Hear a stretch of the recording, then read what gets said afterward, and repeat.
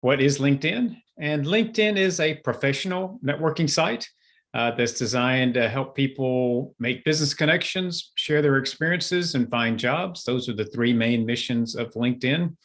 A lot of people view LinkedIn as just a jobs board, but it is much more than that. And especially in these COVID times, it's something people are using now to network and get information that they used to do at conferences and conventions and professional meetings, which we're not having much anymore. So in a lot of ways, LinkedIn has become even more valuable. And it's also very valuable if you are job hunting.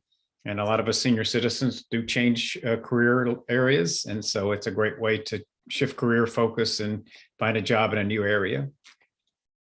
It is the top professional networking site with 133 million users in the United States. Bit of trivia, LinkedIn was the first social networking site. It predates Facebook and Instagram and most of the other more famous ones, but LinkedIn was the first social networking site. And according to a recent survey of recruiters, 87% of recruiters use LinkedIn as part of their candidate search. So if you are job hunting, you certainly want to have a profile, but you also want to make sure that it's a good one. One of my favorite sayings is that a bad profile is worse than no profile because recruiters will be looking at it. And if it's not a good one, it can actually hurt you. And another bit of trivia, LinkedIn is owned by Microsoft. It was not developed by Microsoft. Microsoft bought the company a few years back. So why do people use LinkedIn? Sort of talked about that a little bit already, but it's to find and connect with other professionals in your field.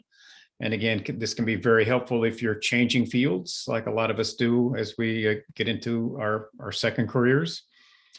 Get updates and activities and developments in your field. So things we used to do at those conferences and conventions, you can do that now by getting information on LinkedIn, both from your contacts, as well as from companies and organizations that you follow.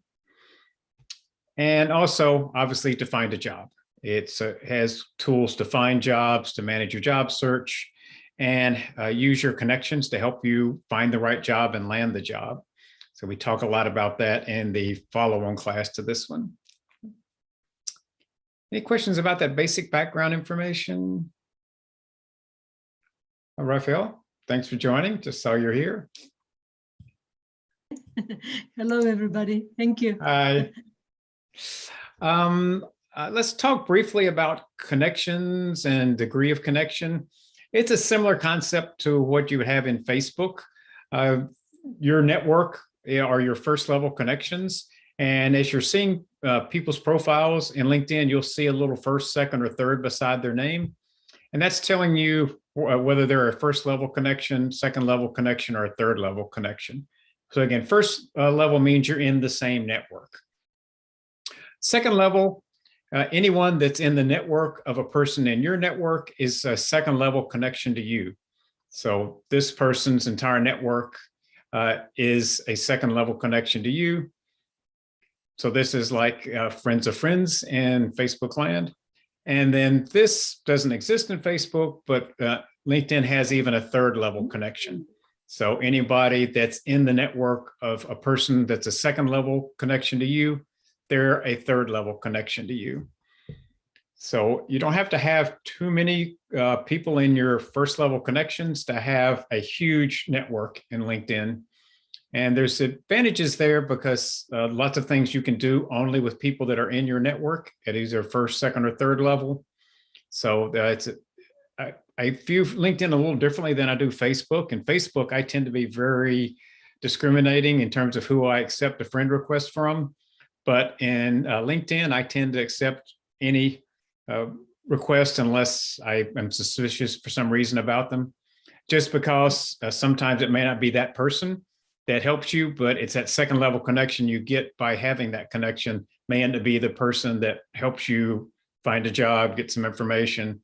So there's different opinions about who you should include. You certainly want to have a good first level set of connections. So you do want people in here that know you, you know them, you're going to help each other. So it's important to have strong first level connections, but I'm a little more liberal in letting other people in as well.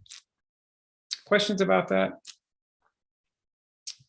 And again, we go into how you build your connections, find connections, build this network in that next class. This class, we're really going to focus on the profile, because if you don't have a good profile, none of the rest of it makes much sense, because it's not going to work out for you anyway. So that's the first step. And what we're going to do is look at several profiles, outline some good things, some bad things, hopefully give you ideas about things you can do to improve your profile. And we're going to start with this one. This is James Wade, and he is Director of Client Services at Future Healthcare, lives in Tennessee. And one thing you'll notice right off the bat is that there is no picture. And he's using the standard background. We'll talk about that some more later. But you always want to have a picture in here. But you'd be amazed at how many profiles are out there on LinkedIn that don't have a picture. But please put a picture at least. We'll scroll through and look at his profile a little bit. So he's got actually just one job, and he probably has more job history than that, but he's only got one job. He's got where he went to school. He has 3 skills identified, but he doesn't have any endorsements. And an endorsement is when someone else says, yes, James has that skill. So he hasn't gotten any endorsements. And in terms of interest, he's just selected where he went to school. So this is one of those profiles that would probably hurt someone more than it would help them. Those recruiters would probably look at this and kick that one out of their list and move on to the next person. I will tell you, this is a fake profile. This isn't a real person. I don't want to rag on a real person. So this is one that I created for this class, but I've seen lots of profiles out there that look pretty much like this one. So this is a negative profile. Questions? Wait, there's a question from a learner in a lobby. Just Yep. reading that. And it's how about if I do not have any primary connector? Yeah, so if it means you don't have anybody in your network, you can invite people to join your network. Just or actually you would typically go and find people and ask to join their network, just like you ask people to be friends on Facebook. We go over that in the next class, but how you can do that. But you can basically find people and ask to join their network. And then you'll have people typically asking to join your network. So it works both ways, just like that friend relationship in Facebook. Thank you so much. Okay, so let's go to another much better profile. This is Dr. Gartner. This is a real person. He's a friend of mine. We used to work together. And Gary has a nice profile picture. It's kind of your typical business profile picture, but that's fine. He's using the standard background. I would say that's a neutral. It's not a negative, but you're missing an opportunity to have a positive in terms of having something that stands out more. And a lot of what's going on with your profile is you want to stand out in the crowd. You want those recruiters to remember who you are. If someone's evaluating you, maybe Gary asked to join my network, so I'm going to look at him and see if I want him in my network. You want that person to be impressed with what they see. So it's not just about job